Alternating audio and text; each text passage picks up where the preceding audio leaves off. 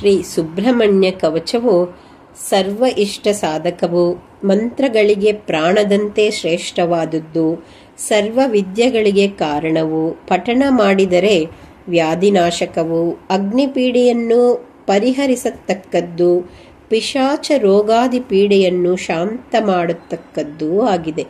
ಈ ಕವಚದಿಂದ ಸಾಮ್ರಾಜ್ಯ, ಸಂಪತ್ತು, ಮೋಕ್ಷವು, ಇಹದಲ್ಲಿ ದೀರ್ಘಾಯುಷ್ಯವು, ಸುಬ್ರಹ್ಮಣ್ಯನಲ್ಲಿ ಭಕ್ತಿಯೂ ಉಂಟಾಗುತ್ತದೆ. ಶ್ರೀ ಸುಬ್ರಹ್ಮಣ್ಯ ಕವಚಂ.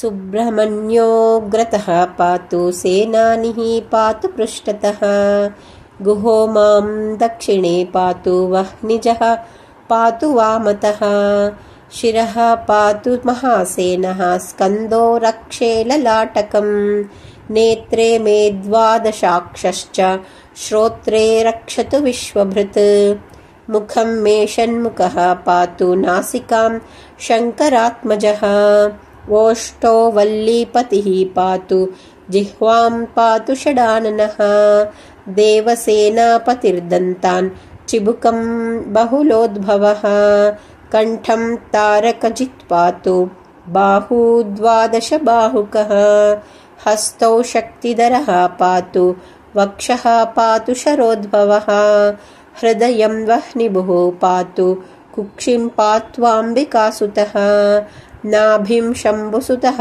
ಪಾತು ಕಟಿಂ ಪಾತು ಹರಾತ್ಮಜಃ, ಊರೂ ಪಾತು ಗಜಾರೂಢೋ ಜಾನೂ ಮೇ ಜಾಹ್ನವೀಸುತಃ, ಜಂಘೆ ವಿಶಾಖೋ ಪಾತು ಪಾದೌ ಮೇ ಶಿಖಿವಾಹನಃ, ಸರ್ವಾಣ್ಯಂಗಾನಿ ಭೂತೇಶಃ ಸರ್ವದಾಂತುಶ್ಚ ಪಾವಕಿಃ, ಸಂಧ್ಯಾಕಾಲೇ ನಿಶೀಥಿನ್ಯಾಂ ದಿವಾ ಪ್ರಾತರ್ಜಲೇಗ್ನಿಷು, ದುರ್ಗಮೇ ಚ ಮಹಾರಣ್ಯೇ ರಾಜದ್ವಾರೆ ಮಹಾಭಯೇ, ತುಮೂಲೇರಣ್ಯಮಧ್ಯೆ ಚ ಸರ್ವದುಷ್ಟಮೃಗಾದಿಷು, ಚೋರಾದಿಸಾಧ್ವಸೇಭೇದ್ಯೆ ಜ್ವರಾದಿವ್ಯಾಧಿಪೀಡನೆ, ದುಷ್ಟಗ್ರಹಾದಿಭೀತೌ ಚ ದುರ್ನಿರ್ಮಿತ್ತಾಧಿಭೀಷಣೆ, ಅಸ್ತ್ರಶಸ್ತ್ರನಿಪಾತೆ ಚ ಪಾತು ಮಾಂ ಕ್ರೌಂಚರಂಧ್ರಕೃತ್.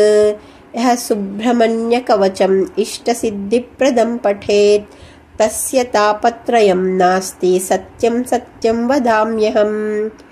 ಧರ್ಮಾರ್ಥಿ ಲಭತೆ ಧರ್ಮಮರ್ಥಾರ್ಥಿ ಚಾರ್ಥಮಾಪ್ನುಯಾತ್, ಕಾಮಾರ್ಥಿ ಲಭತೆ ಕಾಮಂ ಮೋಕ್ಷಾರ್ಥಿ ಮೋಕ್ಷಮಾಪ್ನುಯಾತ್, ಯತ್ರ ಯತ್ರ ಜಪೇದ್ಭಕ್ತ್ಯಾ ತತ್ರ ಸನ್ನಿಹಿತೋ ಗುಹಃ, ಪೂಜಾ ಪ್ರತಿಷ್ಠಾ ಕಾಲೇ ಚ ಜಪಕಾಲೇ ಪಠೇದಿದಂ, ತೇಷಾಮೇವ ಫಲಾವಾಪ್ತಿಃ ಮಹಾಪಾತಕನಾಶನಂ.